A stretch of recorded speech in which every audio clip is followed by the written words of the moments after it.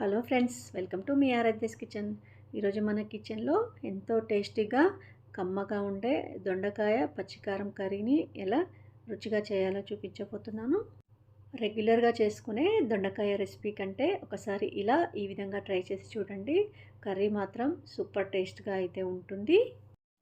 ఈ gravy curry మనకు అన్నంలో కలుపుకోవడానికి, చపాతీలోకి చాలా బాగుంటుంది. ఇంకా ప్రాసెస్లోకి అయితే వెళ్ళి చూసేద్దాము. నేను ఇక్కడ పావు కేజీ వరకు దొండకాయలను అయితే ఫ్రెష్గా ఉన్న వాటిని తీసుకొని 4 పీసెస్ అయితే కట్ చేసుకున్నాను. అలా కట్ చేసుకొని పక్కన పెట్టుకోండి.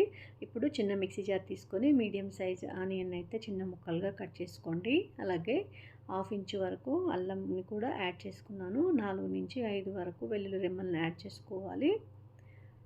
పావు టీ స్పూన్ జీలకర్రను కూడా యాడ్ చేసుకోండి. ఇప్పుడు పచ్చిమిరపకాయలు మీ రుచికి తగ్గట్టుగా, మీరు తినే స్పైసీకి తగ్గట్టుగా కారంనైతే మనం తీసుకోవాలి. ఇక్కడ నేను 5-6 పచ్చిమిరపకాయలను అయితే యాడ్ చేసుకున్నాను. అలాగే కొంచెం కొత్తిమీరను కూడా యాడ్ చేసుకోండి.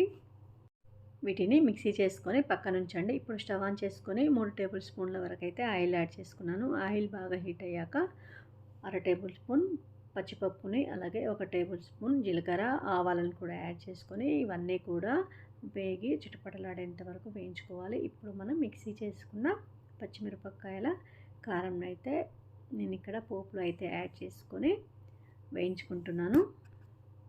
ఇలా ఆయిల్లో 2 to 3 మినిట్స్ పాటు ఇలా వేగాక ఇప్పుడు 1/2 టేబుల్ స్పూన్ పసుపును కూడా యాడ్ చేసుకొని ఒకసారి బాగా కలుపుకొని మళ్ళీ కూడా వేయించుకోవాలి. అలాగే ఒక 2 రెమ్మల కరివేపాకును కూడా యాడ్ చేసుకొని వేయించుకోండి.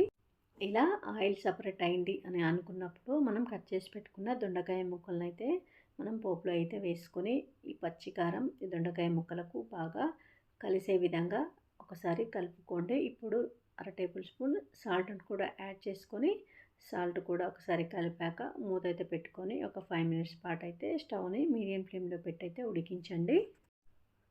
మధ్యలో కలుపుతూ ఇలా అయితే కర్రీని అయితే ఉడికించుకోండి. 10 మినిట్స్ వరకు మూత పెట్టేసి 10 మినిట్స్ తర్వాత చూపిస్తున్నాను చూడండి. మీకు దొండకాయలు అయితే హాఫ్ ఆఫ్ ది పార్ట్ వరకు అయితే ఉడికిపోయాయి. ఇలా ఒకసారి బాగా కలుపుకోండి. ఉప్పును కూడా ఒకసారి చెక్ చేసుకోండి. ఈ టైంలో 50% ఉడికాయి అని అనుకున్నప్పుడు మనం 2-3 టేబుల్ స్పూన్ల వరకు ఇక్కడ నేను పుల్లటి పెరుగుని అయితే యాడ్ చేసుకున్నాను. ఇలా పెరుగు వేయడం వలన మనకు గ్రేవీకి అయితే మంచి టేస్ట్ అయితే వస్తుంది. ఒకసారి ఇలా చేసి చూడండి. మీరు కూడా పెరుగు వేసుకున్నాక ఒకసారి కలుపుకోండి. అలాగే కొంచెం సాల్ట్ అయితే తక్కువైంది, ఇక్కడ నేను సాల్ట్ యాడ్ చేసుకున్నాను. ఇప్పుడు మనం ఒక గ్లాస్ వరకు అయితే నేను ఇక్కడ వాటర్ అయితే వేసుకున్నాను. మనకు కర్రీ అనేది గ్రేవీ రావాలి కాబట్టి ఓన్లీ 1 గ్లాస్ అయితే వాటర్ అయితే యాడ్ చేసుకొని అలా ఒకసారి 5 మినిట్స్ పాటు అయితే మూత పెట్టి ఉడికించుకుంటున్నాను. ఇలా మనకు వాటర్ వేయడం వలన అన్నంలోకి గ్రేవీ వస్తుంది. అలాగే చపాతీలోకి కూడా కొంచెం కర్రీ లూజ్గా ఉండడం వలన చాలా టేస్ట్గా అయితే ఉంటుంది. చూడండి, ఒక 5 మినిట్స్ వరకు అయితే నేను ఇలా మళ్ళీ మూత పెట్టి చూపిస్తున్నాను. 5 మినిట్స్ తర్వాత కర్రీ ఉడికిపోయి ఆయిల్ అయితే సపరేట్ అయిపోయింది. ఇప్పుడు ఒక పీసెస్గా మనమైతే చెక్ చేసుకోవాలి ఉడికిందా లేదా అనేది. ఇక్కడైతే దొండకాయ ముక్క అనేది ఉడికిపోయింది. కర్రీ అయితే ఉడికిపోయింది. ఇప్పుడు 1/2 టేబుల్ స్పూన్ ధనియాల పౌడర్, అలాగే రుచి కోసం అయితే కసూరి మేతిని ఇక్కడ నేను క్రష్ చేసి వేస్తున్నాను. ఇలా వేసుకొని ఒక్కసారి అయితే ఇవి రెండు కూడా కలిసే విధంగా కలుపుకోండి. మళ్ళీ ఒక 2 to 3 మినిట్స్ తర్వాత సన్నగా తరిగిన కొత్తిమీరని కూడా ఇక్కడ యాడ్ చేసుకున్నాను. కొత్తిమీర ఫ్లేవర్ అయితే దొండకాయ కర్రీకి చాలా టేస్ట్ అయితే వస్తుంది. దొండకాయ కర్రీలో ఇలా పచ్చికారం వేస్తే ఆ టేస్ట్ నెక్స్ట్ లెవెల్లో ఉంటుంది. మరి మీకు ఈ రెసిపీ నచ్చినట్లయితే తప్పకుండా ఒక లైక్ అయితే చేయండి ఫ్రెండ్స్. మీరు కూడా ఒకసారి ఇలా పచ్చికారం వేసి అయితే ఈ రెసిపీని ట్రై చేసి ఎలా వచ్చిందో కామెంట్లో అయితే తెలియచేయండి. ఎవరైనా కొత్త వాళ్ళు మన ఛానల్ని చూస్తున్నట్లయితే వెంటనే సబ్స్క్రైబ్ అవ్వండి.